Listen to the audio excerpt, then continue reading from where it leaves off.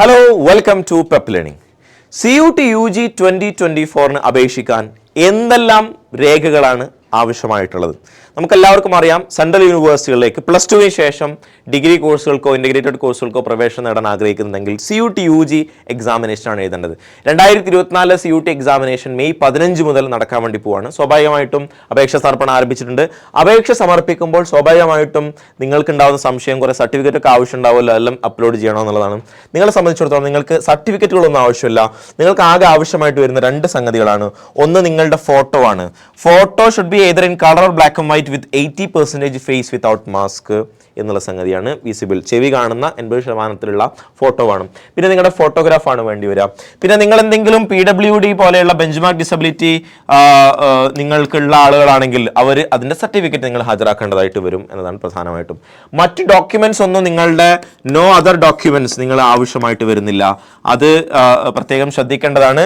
നിങ്ങൾക്ക് ഇതുമായി ബന്ധപ്പെട്ട എന്തെങ്കിലും സംശയങ്ങൾ ഉണ്ടെങ്കിൽ ചോദിക്കാവുന്നതാണ്. നിങ്ങൾ ഡോക്യുമെന്റ്സ് ഒക്കെ അപ്ലോഡ് ചെയ്യേണ്ടതായിട്ട് വരും. എപ്പോഴാന്ന് വെച്ച് കഴിഞ്ഞാൽ CUT എക്സാമിനേഷൻ കഴിഞ്ഞ ശേഷം യൂണിവേഴ്സിറ്റികളിലേക്ക് അപേക്ഷിക്കുന്ന സമയത്ത് നിങ്ങൾ കാറ്റഗറി ചോദിക്കും.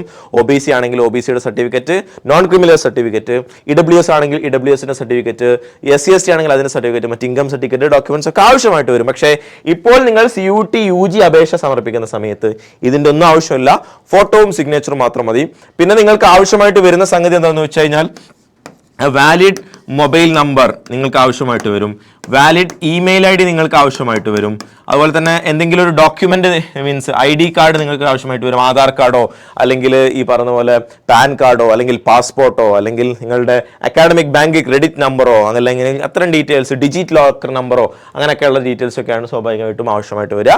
അതിൽ ആധാർ കാർഡ് ഉണ്ടെങ്കിൽ അത് മതിയാവും. അത്രയും ഡീറ്റെയിൽസ് ആണ് നിങ്ങൾക്ക് ആവശ്യമായിട്ട് വരിക. ബാക്കി നിങ്ങളുടെ ഫോട്ടോവും സിഗ്നേച്ചറുമാണ് അപേക്ഷ സമർപ്പിക്കുന്ന സമയത്ത് ആവശ്യമായിട്ട് വരിക. അതിൻ്റെ KB സൈസും അതിൻ്റെ സംഗതിയും ലെജിബിൾ ആവണം എന്നുള്ള ഡീറ്റെയിൽസും കാര്യങ്ങളൊക്കെ അവിടെ കൊടുത്തിട്ടുണ്ട്. അത്രയുമാണ് ഡീറ്റെയിൽസ് ആയിട്ട് പറയാനുള്ളത്.